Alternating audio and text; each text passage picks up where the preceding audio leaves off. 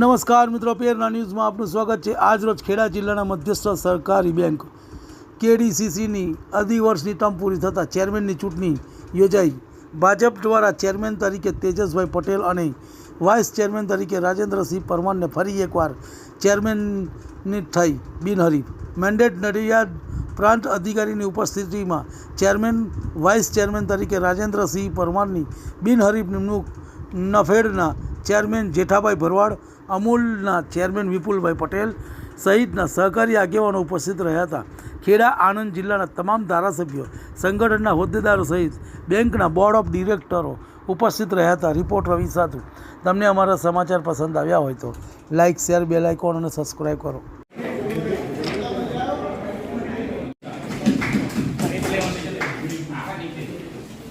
અહીંયા લઈ લઈએ કે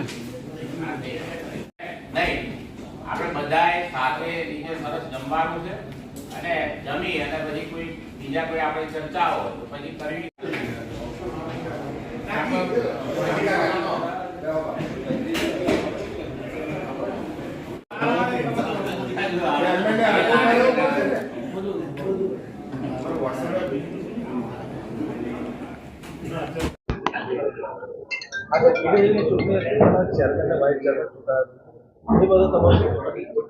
દેશના યશસ્વી વડાપ્રધાન શ્રીમાન નરેન્દ્રભાઈ મોદીએ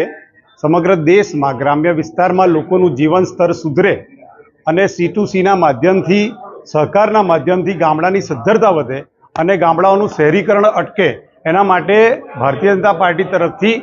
દરેક સહકારી સંસ્થામાં મેન્ડેટ પ્રક્રિયા ચાલુ કરવામાં આવી છે।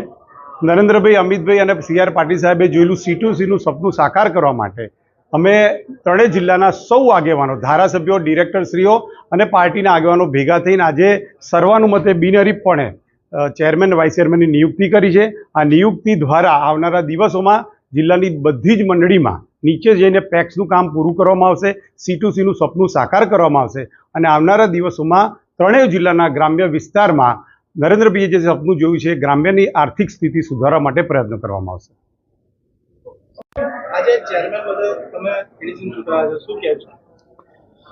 આજે ભારતીય જનતા પાર્ટીની જ્યારથી 2022થી ઇલેક્શન થયું, મેન્ડેટ પ્રક્રિયાથી જે આખું નિયામક મંડળ ચૂંટાયું ત્યારથી અવિરત જિલ્લા બેંક, આપણી બેંક અને હવે આપણા આંગણે આ ટેગ લાઇનને સાકાર કરવા માનનીય વડાપ્રધાન શ્રી મોદી સાહેબનું જે વિઝન છે કે છેવાડાનો માનવી આર્થિક રીતના ઘરે બેઠા તેને લાભ મળે, સર્વિસ મળે અને સમૃદ્ધ થાય આ દેશ, તે વિષયને આજે ચરિતાર્થ કરવા માટે બેંક અવિરત પ્રયત્નો કરી રહી છે। આજની તારીખે જે સહકારી કાયદા મુજબ 2.5 વર્ષની ટર્મની ફરીવાર ચેરમેન, વાઇસ ચેરમેનનું ઇલેક્શન હોય ત્યારે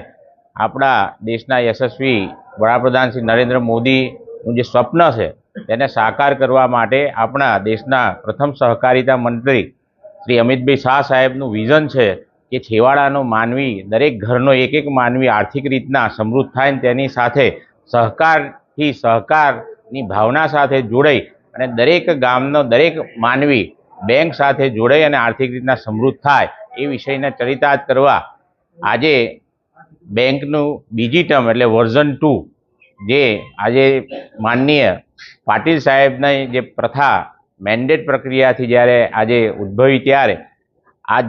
બૃહદ ખેડા જિલ્લા એટલે કે 1200 ગામના પ્રતિનિધિત્વ કરતા એવા રાજકીય મહાનુભાવ એટલે કે અહીંના ધારાસભ્યો તેમજ સંગઠન, ભારતીય જનતા પાર્ટીના સંગઠનના પ્રમુખશ્રીઓ તેમજ તેના મંત્રીશ્રીઓ અને બોર્ડ ઓફ ડાયરેક્ટર્સની ઉપસ્થિતિમાં સર્વાનુમતે મેન્ડેટ પ્રક્રિયાથી તેજસભાઈ એટલે કે મારું નામ અને રાજેન્દ્રસિંહ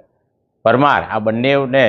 આવનાર 2.5 વર્ષ માટે બેંકની જે નીતિઓ છે એ લોકો સુધી પહોંચાડવા માટેની જે જવાબદારી સોંપી છે એના ભાગરૂપે આવનાર દિવસોની અંદર ગામે ગામ સહકારી મંડળીની સ્થાપના થાય। જે પંચાયતની અંદર સેવા સહકારી મંડળી કે દૂધ મંડળી ના હોય તો એ અમારો પહેલો જ પ્રથમ પ્રયાસ રહેશે। તેની સાથે સાથે આત્મનિર્ભર ભારતની પરિકલ્પના છે કે દરેક ગામની અંદર જે કોઈ સ્કિલવાળા માણસો છે તેમને કોઈ પણ જામીન વગર પણ આર્થિક રીતના તેમને લોન મળી રહે અને તેઓ પોતાની રીતના સ્વનિર્ભર થઈ અને આગળ વધે તે વિષયને પણ હાથમાં લીધો છે। ખેડૂતોને ઘર ઘર કિસાનની જે યોજના છે, ટેબ્લેટ બેન્કિંગ છે, ડિજિટલી ખેડૂતોને કંઈ ધક્કો ના ખાવો પડે, એક જ જગ્યાએ જઈને એક જ દિવસે એની લોન મંજૂર થાય, એ વિષયને પણ બેંકે આગળ લીધો છે. આવનાર દિવસોની અંદર અમે લોકો 20 તાલુકાની અંદર એક એવી સેવા સહકારી મંડળીની સ્થાપના કરવા જઈ રહ્યા છે કે જેની અંદર આદર્શ સેવા સહકારી આખા ભારતના લોકો જોવા આવે તે મોડલને અમે અમિતભાઈ શાહ સાહેબનું જે સપનું છે કે એ જ સેવા સહકારી મંડળીથી ગામડાની અંદર દવાનો સ્ટોર પણ હોય, ડ્રોનથી ખેતીની અંદર ખાતર પણ છંટકાય, આ બધા જ વિષયો હાથ ઉપર લીધા છે. અને આવનાર દિવસોની અંદર એફપીઓના માધ્યમથી પણ આ બેંક આજે ભારતની અંદર આ પહેલી એવી બેંક છે જેની અંદર સીબીબીઓ તરીકે એફપીઓ 10 એફપીઓની સ્થાપના કરી છે. એટલે આવનાર દિવસોની અંદર જે તારાપુર જેવા મોટા મોટા ક્લસ્ટરો છે જ્યાં આગળ ઘઉં, ડાંગર અને આ બધી ખેતી થાય છે, હું સદનસીબે પણ વાત કરીશ કે આપણી બેંકના ડાયરેક્ટર માનનીય જેઠાભાઈ સાહેબ પણ નાફેડના ચેરમેન છે અને આજે પણ એમની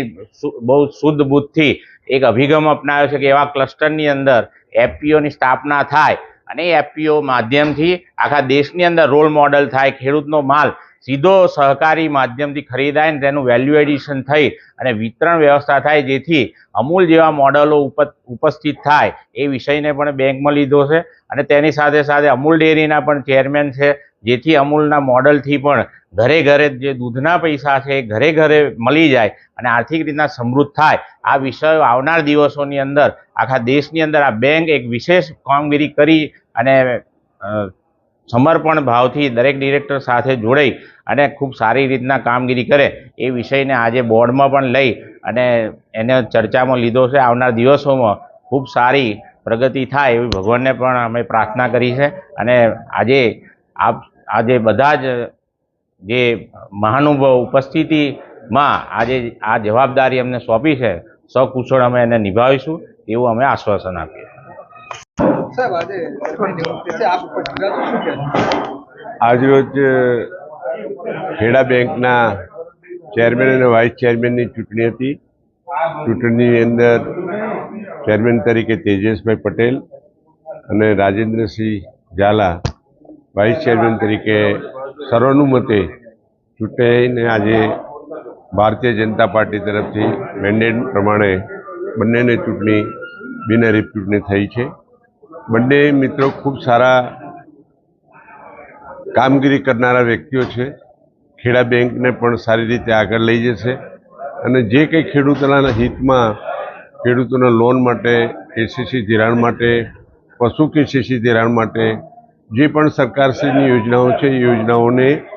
સંપૂર્ણપણે પ્રજા સુધી લઈ જાય અને દરેકને એનો લાભ મળે એવી પ્રવૃત્તિ કરશે એવો મને સંપૂર્ણ વિશ્વાસ છે. જય હિન્દ, જય ખોડિયાર, ભારત માતા કી જય.